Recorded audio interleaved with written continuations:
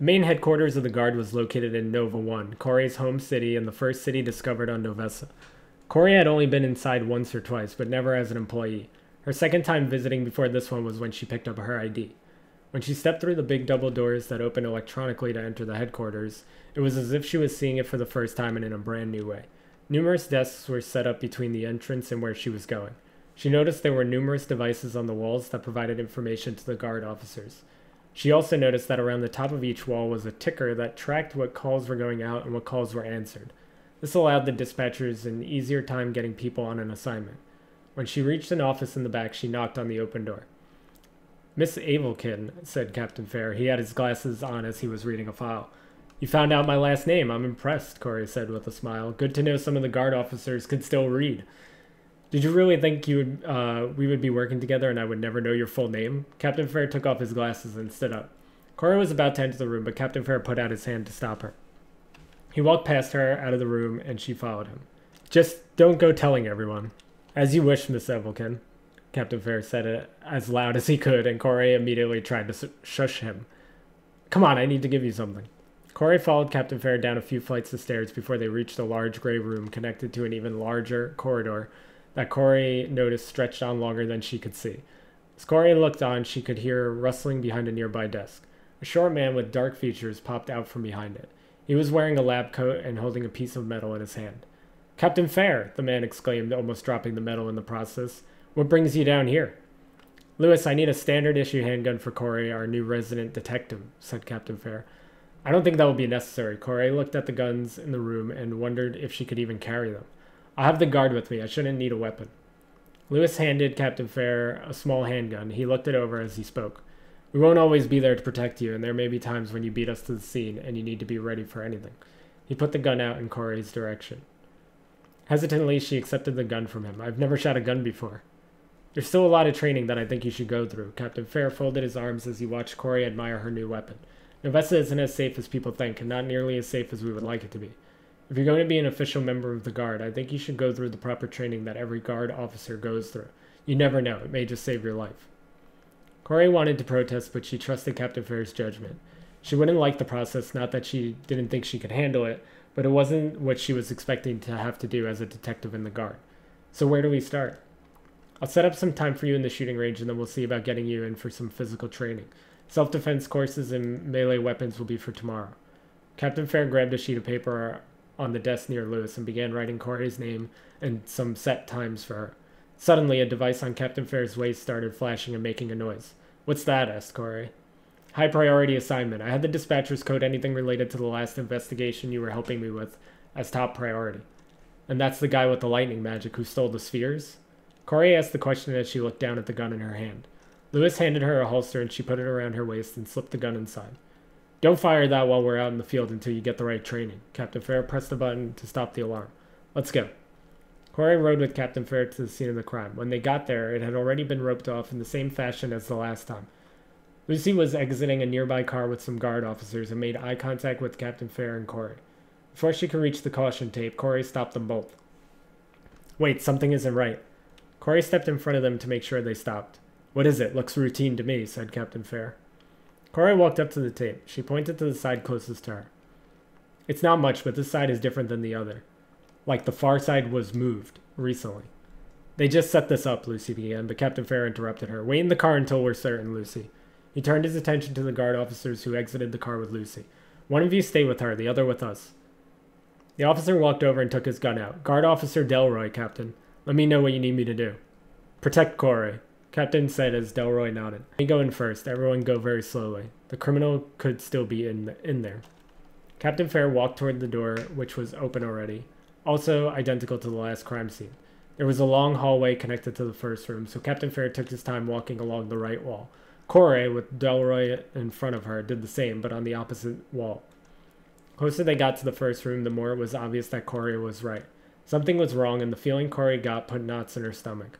When Captain Fair reached the room, he saw two officers down with similar lightning wounds as the dead man they found previously. On top of one of the officers was another Guard officer trying to hold the wound closed. "I called for backup. I called for a medic," said the Guard officer.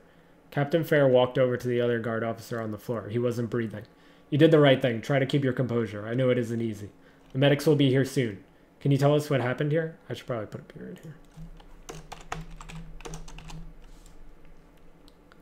As Captain Fair was asking the questions, Corey was peeking in the room next to the one they were in. Delroy was right by her side. My guess is he killed this man in this room, stole similar spheres as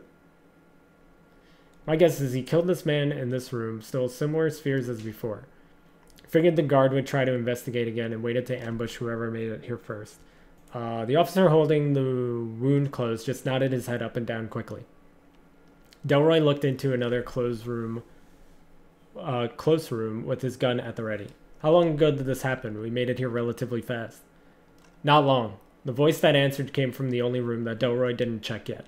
It was dark inside, and the eyes they saw in the darkness were a bright yellow, the only part of the man's face that was visible when he stepped out. Around the yellow eyes was blue skin. His entire face and body were covered in armor and loose cloths. Stand down, said Captain Fair, his gun at the ready. I will shoot. The man with the blue skin didn't stop stepping forward, and when Captain Fair pulled the trigger, the man vanished and reappeared on the other side of the room closest to Corey. Who are you? Corey asked. She observed the man now that he was closer to her. Though mostly covered by the cloths, she could see a pointed ear poking out of the side of the cloth on his face. My people call me Mavis, though my true name was lost. Mavis swayed back and forth where he stood, a movement that made him even harder to predict. I came to take back what is owed to my people. Magic, said Corey. And what people are these? Are you from the East? Blue elves have inhabited this planet for just as long as the humans. Knowledgeable, powerful, and the true source of the magic on this planet you call Novessa. Mavis stopped swaying and started to conjure some magic in his right hand. It never belonged to any of you, and yet you take it from this planet. You drain us of our greatest resource. Stand down, Captain Fair repeated. When Mavis raised his hand, everyone in the room was expecting lightning magic. Instead, the guard officer holding the wound closed lunged forward with a knife he removed from a belt on his waist and grazed Captain Fair's stomach. Delroy did not hesitate and shot the guard officer in the back, killing him instantly. Captain Fair pointed his gun back at Mavis. Was that mind control? More like bait. This answer came from a second Mavis that was now standing by the door Mavis originally came out of.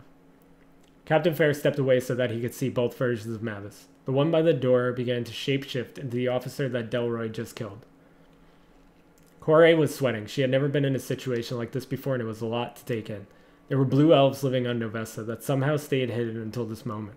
There was magic beyond the types of which humans understood. She had so many questions for Mavis, but she was frozen with fear. A fear of the unknown, which was what she was hired to figure out. She could feel the muscles in her body tighten as Mavis continued to explain his projection and shape-shifting magic. Her train of thought was interrupted as the Mavis across the room by the door vanished into blue smoke. I understand the officers. The remaining Mavis stepped in front of Corey, putting his back to Captain Fair and Delroy. I don't really get why you're here. Stay away from her, said Delroy. He began to inch closer to Mavis and Corey. Delroy's sudden movement made Mavis grab Corey by her chin. His long fingers drove his fingernails into Corey's cheeks. You take another step forward and I will paint this room with our insides. Corey was face to face with Mavis, and his bright yellow eyes made it hard for her to focus. Her thoughts were broken, as if the sentences she could form in her head were out of order. Her mind was her most powerful weapon, and Mavis stripped her of it with a mere glance. Unable to think and her body still tight, she acted purely on impulse. She grabbed Mavis's wrist with both of her hands and pulled toward the ground. The sharp nails of Mavis scratched her in response, but the momentum took Mavis forward into the wall behind Corey. Now with Corey out of harm's way, Delroy and Captain Fire did not hesitate to shoot. When the bullets hit Mavis's body, they phased through as if Mavis was not standing there at all. The slippery blue elf walked through the wall as if it was a door and vanished from their sight.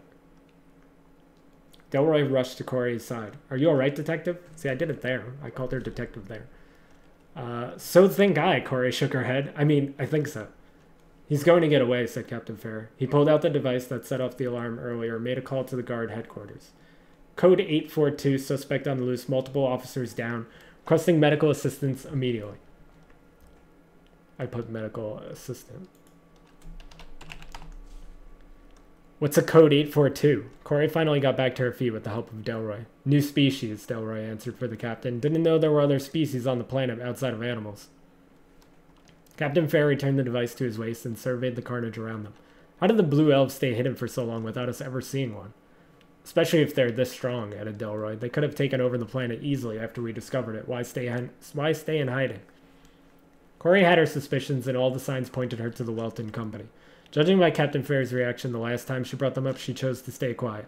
She touched her face where the nails dug in and could feel light scratches on her face. Are you all right to move out, Corey? Asked Captain Fair.